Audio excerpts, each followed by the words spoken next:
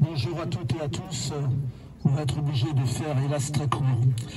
Je m'appelle Pierre Stamboul, je suis porte-parole de l'Union juive française pour la paix, une association juive antisioniste qui combat contre le racisme sous toutes ses formes et qui défend les droits du peuple palestinien.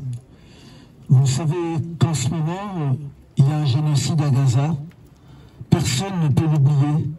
En tant que juif, je me permettrai de dire que tous ceux qui ont dit « nous ne savions pas », en fait, ils savaient. Aujourd'hui, à Gaza, il y a, avec les disparus, 40 000 morts. C'est comme si en France, il y avait 1 300 000 morts en l'espace de 5 mois. Les dirigeants israéliens ont donné l'ordre de tuer aussi les femmes, les enfants, les vieillards, de tout détruire.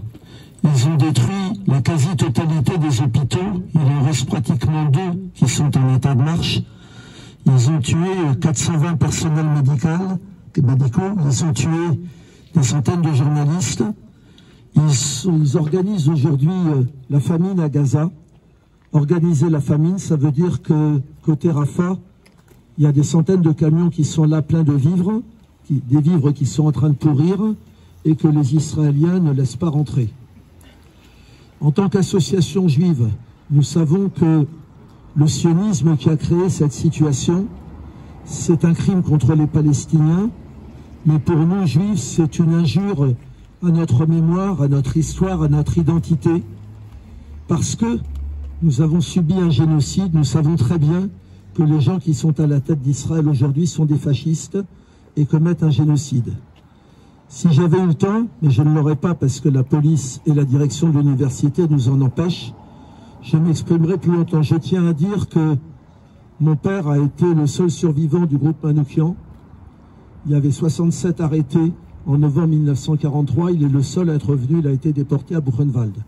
Et aujourd'hui, il y a des gens qui s'arrogent le droit de parler au nom des Juifs pour supporter, pour soutenir un génocide, pour soutenir l'extrême droite.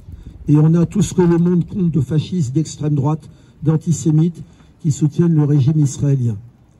Je voulais simplement dire, d'où sort cette situation. Elle sort, il y a 120 ans, d'une idéologie particulièrement meurtrière qui s'appelle le sionisme, qui a déclaré il y a 120 ans que juifs et non-juifs ne pouvaient pas vivre ensemble, ni dans le pays d'origine, ni dans l'État juif à construire. C'est-à-dire que le sionisme, par essence, il est contre le vivre ensemble dans l'égalité des droits. Le sionisme a raconté une histoire fantastique que nous étions les descendants des Judéens de l'Antiquité, que c'était notre pays et que nous rentrions chez nous. Comme vous voyez, je n'ai pas le type proche-oriental, donc les Juifs sont très majoritairement des descendants de convertis de différentes régions et de différentes époques, et les descendants des Judéens de l'Antiquité, ce sont les Palestiniens qui le savent très bien, qui ont été tour à tour juifs, chrétiens, musulmans, et souvent les trois en même temps ou les trois à la suite l'un de l'autre. Et ces 3 religions monothéistes ont parfaitement cohabité dans la Palestine historique avant l'arrivée du sionisme. Le sionisme est un colonialisme, et ici en France, la parole sur le colonialisme n'a jamais été dite, mais c'est un colonialisme assez particulier. Ce n'est pas un colonialisme comme ce qui s'est passé en Algérie ou en Afrique, un colonialisme visant à exploiter les indigènes. C'est un colonialisme de remplacement qui, dès le début, avait pour but et pour mission d'expulser les autochtones et de les remplacer par une autre population. Le sionisme a copié sur les nationalismes européens une horreur qui est la notion d'un État ethniquement pur. Et tous les États ethniquement purs ont abouti au fascisme. Et le sionisme, quelque part, a inventé le peuple, la langue et la terre. Il s'est appuyé récemment sur les religieux, mais sachez-le, ça aussi c'est une imposture. La religion juive, historiquement, n'était pas une religion territorialiste. On pouvait étudier la Torah ou commenter le Talmud n'importe où.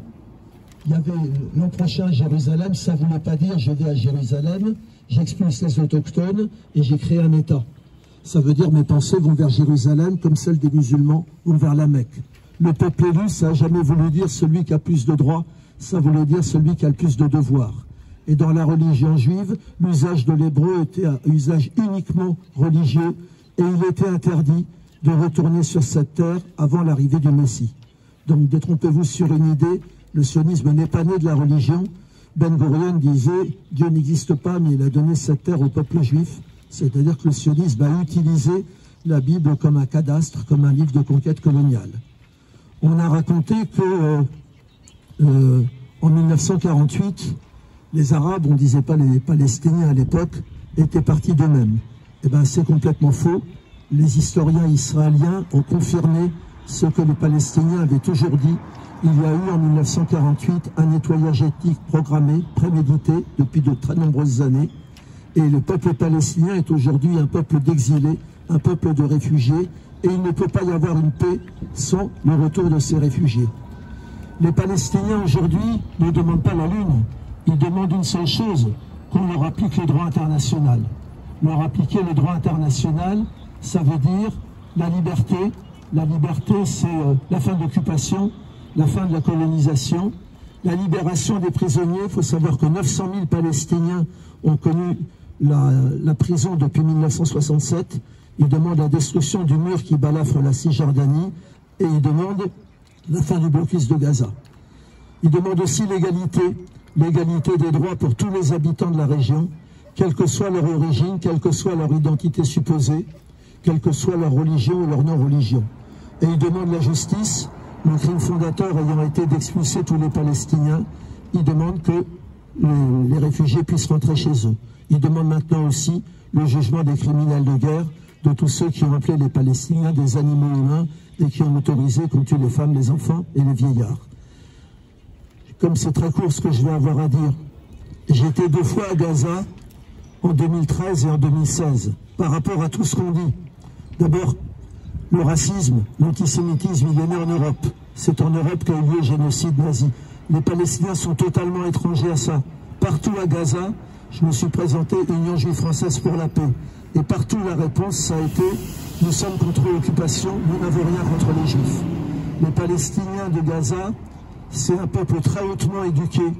Il y a 1% d'illettrisme à Gaza, alors qu'il y en a 35% en Égypte voisine. C'est alors qu'ils sont extrêmement pauvres, ils se saignent pour pousser les enfants à aller à l'université, et c'est très cher. Il y a 100 000 étudiants à Gaza, dans 6 universités, 21 000 diplômés chaque année, et qui n'ont pas de travail, parce qu'il n'y a pas de travail à Gaza, et qui acceptent de travailler gratuitement pour que leur société ne s'écroule pas. Gaza, c'est un fourmillement d'associations petites et grandes qui assurent le préscolaire, le périscolaire, qui éduquent les enfants. Il y a aussi de très grosses associations, des associations de femmes en très grand nombre. Les femmes ont un très haut niveau d'éducation à Gaza, des associations de droits de l'homme, des associations pour défendre les prisonniers. Nous, à l'Union juive française pour la paix, nous défendons les paysans. Et nous avons fait de grandes réalisations. Ils avaient construit un énorme château d'eau. Ils avaient mis tout en haut Union juive française pour la paix. Les Israéliens ont détruit ce château d'eau le 6 février dernier. Donc, défendre aujourd'hui la Palestine, défendre Gaza, c'est nous défendre nous-mêmes. C'est défendre l'idée qu'il n'y a aucune espèce d'alternative au vivre ensemble dans l'égalité des droits. On a toujours dit, depuis le 7 octobre, les terroristes du Hamas, les terroristes du Hamas. Moi, j'ai rencontré tous les partis politiques à Gaza, y compris le Hamas, avec lequel j'ai des francs désaccords. Mais voilà, je veux dire qu'à Gaza, dans les familles, vous avez des gens dans tous les partis politiques. Quand vous rentrez dans un taxi collectif à Gaza, vous entendez « Vive le Hamas »,« Non, à bas le Hamas, ce sont des corrompus ». Les gens s'expriment extrêmement librement. Donc toute cette espèce de propagande qui vise à faire passer les Palestiniens pour des sauvages, qui vise à les faire passer pour des terroristes et des meurtriers, elle est complètement fausse. C'est une population hautement éduquée, hautement résiliente et extrêmement accueillante. Je vois que monsieur de la police s'impatiente un petit peu de mon intervention, donc je vais la terminer pour eux. Défendre aujourd'hui, vous voyez, un fils de déporté, il n'a pas le droit de s'exprimer dans l'université. Dans quelques jours, je serai à Montpellier, où mon fils enseigne, j'aurai pas le droit non plus, je ferai la même chose dehors. Et par contre, le CRIF, qui ne défend pas les Juifs de France, mais qui défend la droite du Likoud, a été reçu aujourd'hui par M. Macron. Et il y a une instrumentalisation éhontée de ce qu'est notre histoire intime, l'antisémitisme et le génocide nazi, par un gouvernement raciste, par un gouvernement suprémaciste. Les 4 mots, crime de guerre, crime contre l'humanité, apartheid et génocide, s'appliquent à ce qu'Israël aujourd'hui fait. Feindre de ne pas le savoir, c'est intolérable. Vous savez, tout le monde sait. Et ceux qui font semblant de ne pas savoir, vous n'avez pas à les croire. Ils savent et ils l'acceptent. Et je terminerai par là. Défendre la Palestine, c'est défendre nos libertés à nous.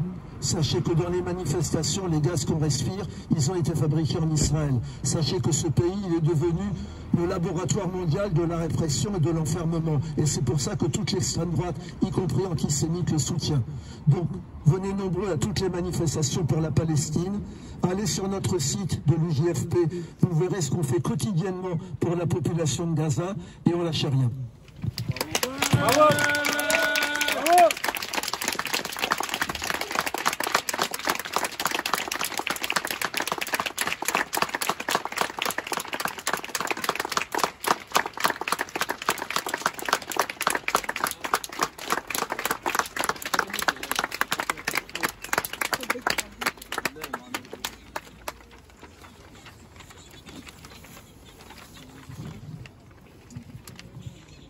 Bon, comme vous pouvez le voir, on va être obligé de conclure.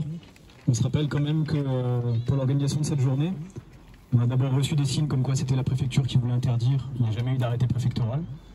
Au final, c'est M. Berton, président d'Aix-Marseille Université, qui nous refuse à l'entrée, malgré le fait que Pierre soit docteur de l'université. Donc on ne sait pas trop pour quel argument. On nous dit que c'est une décision purement technique. Nous, on trouve qu'elle est politique. Et on a donc décidé, dans ces conditions très difficiles et pas du tout dignes, d'organiser cette conférence malgré tout. Et au final, du coup, on est obligé de conclure. On est obligé de conclure maintenant parce que sinon, on va être forcé de le faire d'une autre façon. Donc, on va malheureusement vous inviter à terminer tranquillement. On va commencer à remballer, mais on restera mobilisé. Et nous, notre message final, c'est d'appeler l'ensemble des étudiants à se mobiliser toujours le plus largement possible. Parce qu'il y a pour nous une vérité qui sort de cette journée-là, c'est que si on était 10 fois plus en entrée de l'université, à l'intérieur, dans les rues, et dans les écoles et dans les lycées, en fait cette conférence elle se serait tenue dans un amphithéâtre en salle comble. Elle aurait pu être le début d'un processus de mobilisation et d'un signal lancé à toutes les universités de France à se mobiliser pour dire on est des facs anti-apartheid et on prendra notre place en tant que mouvement étudiant pour faire entendre la voix de la Palestine dans les universités en se battant pour notre dignité en tant qu'être humain international, pour le droit des Palestiniens contre le génocide, mais aussi pour nos libertés dans les universités. Donc on n'arrête pas là, on va recommencer et je pense que on espère tous inviter Pierre dans des bien meilleures conditions et avec 100 fois plus de public très prochainement. Bravo.